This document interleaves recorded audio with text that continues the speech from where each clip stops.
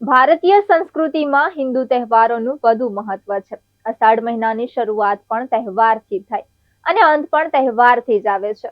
છેલ્લા 148 વર્ષથી અમદાવાદમાં અષાઢી બીજના દિવસે યોજવામાં આવતી જગન્નાથજીની રથયાત્રા આકર્ષણનું કેન્દ્ર બને છે અને દર વર્ષની જેમ આ વર્ષે પણ જય રણછોડ માખણ ચોરના નાદ સાથે ભગવાન જગન્નાથ તેમના ભાઈ બલભદ્ર અને બહેન સુભદ્રા નવા રથમાં સવાર થઈને નગરચર્યા પર નીકળે છે.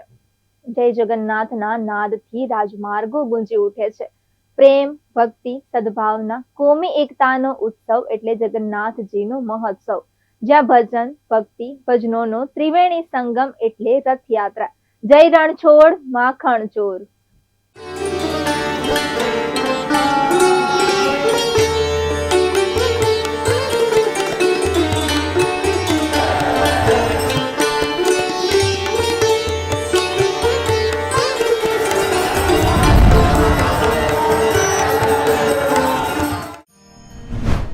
રથયાત્રાનો ઇતિહાસ.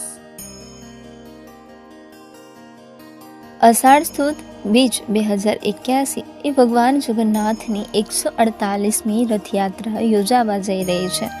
ભગવાન જગન્નાથ, બહેન સુભદ્રા અને ભાઈ બલભદ્ર નગરચર્યા પર નીકળવાના છે. અષાઢી સુદ બીજના દિવસે જગન્નાથની રથયાત્રાનું આયોજન થાય છે. વર્ષ 1876માં ભગવાન જગન્નાથની રથયાત્રાની શરૂઆત કરાઈ હતી. અત્રે જણાવીએ કે જગન્નાથ મંદિરના મહંત નુસીદાસજીએ રથયાત્રાની શરૂઆત કરી હતી. મહંત નુસીદાસજીને ભગવાન જગન્નાથ સ્વપ્નમાં આવ્યા હતા અને ભગવાને મહંતને અમદાવાદમાં રથયાત્રા યોજવાના સંકેત કર્યા હતા. ત્યારે સતત 147 વર્ષથી રથયાત્રાનું આયોજન થાય છે અને આ વખતે 148મી રથયાત્રાનું આયોજન કરાયું છે. અમદાવાદમાં 22 કિલોમીટર વિસ્તારમાં રથયાત્રા ફરશે અને દરેક સમાજ અને જાતિ જ્ઞાતિના લોકો રથયાત્રામાં ઉત્સાહથી ભાગ લે છે. રથયાત્રામાં મુખ્ય આકર્ષણ. ભગવાન જગન્નાથની રથયાત્રામાં પ્રસાદનું ખાસ મહત્વ હોય છે. મગ, જાંબુ, કેરી અને ચોકલેટનું વિશેષ પ્રસાદનું વિતરણ કરાય છે. રૂટ પર પોળોની શેરીએ મગ, ચોકલેટનો પ્રસાદ અપાય છે. રથમાં મંદિર તરફથી મગનો ખાસ પ્રસાદ તૈયાર કરાય છે. ભગવાનના મોસાળ સરસપુરમાં દાળ, રોટી, માલપુવાનો વિશેષ પ્રસાદ હોય છે. સેંકડો ભક્તો અને સાધુ સંતો ભંડારામાં પ્રસાદ ગ્રહણ કરે છે. મ્યુનિસિપલ કોઠા નજીક મેયર રથયાત્રાનું સન્માન સ્વાગત કરે છે. ખાડિયા, પાનકોર નાકા વગેરે જગ્યાએ નગરજનો દ્વારા યાત્રાની વધામણી થાય છે.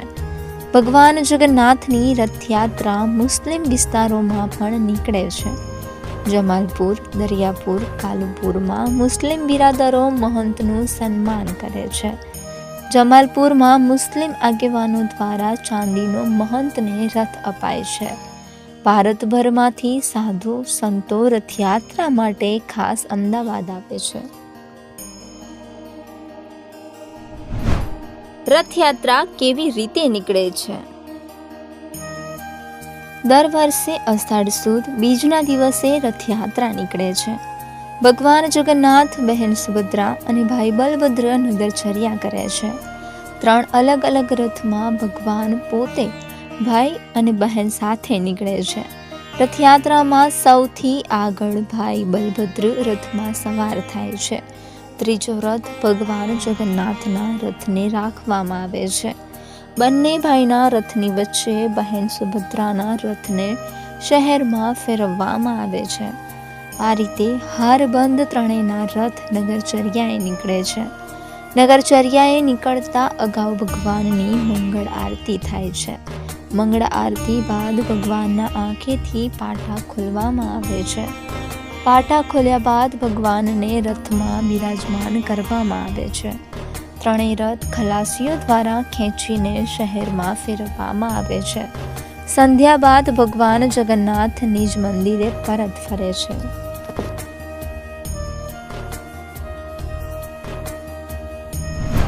જગન્નાથ મંદિરનો ઇતિહાસ. અમદાવાદનું જગન્નાથ મંદિર આશરે 400 વર્ષથી વધુ જૂનું છે, જે સાબરમતી નદી નજીક જમાલપુરમાં જગન્નાથ મંદિર સ્થિત છે. 400 વર્ષ પહેલા હનુમાનદાસજીએ મંદિરની સ્થાપના કરી હતી. હનુમાનદાસજી બાદ સારંગદાસજીએ ભગવાન જગન્નાથની મૂર્તિ સ્થાપી હતી.